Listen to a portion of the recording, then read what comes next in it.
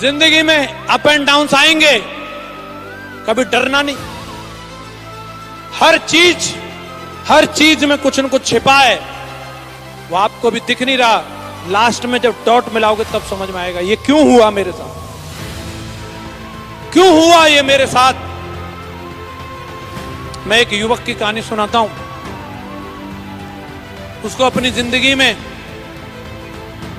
Air force का pilot बनना था। गरीब परिवार में पैदा हुआ, मन लगा के पढ़ाई किया, दमदारी के साथ हमेशा फर्स्ट डिवीजन से एनडीए की तैयारी करने के लिए देहरादून में गया और उसको 100% यकीन था कि मेरा सिलेक्शन हो जाएगा, मेरा 100% सिलेक्शन हो जाएगा।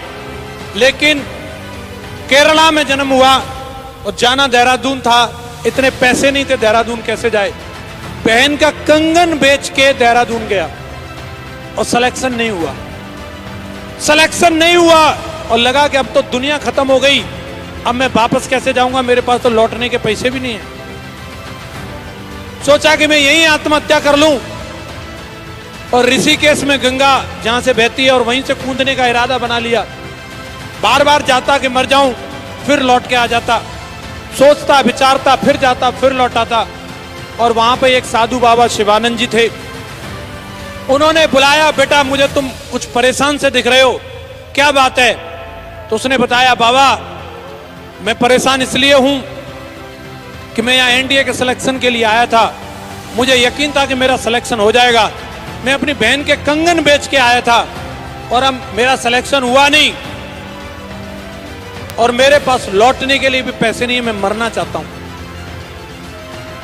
तो बाबा शिवानंद जी ने उनको बोला, कोई बात नहीं बेटा, पहले तो तुम कुछ खा पी लो और ये वो पैसे पकड़ो जो तुम्हारे खर्च हो गए यहां तक आने में।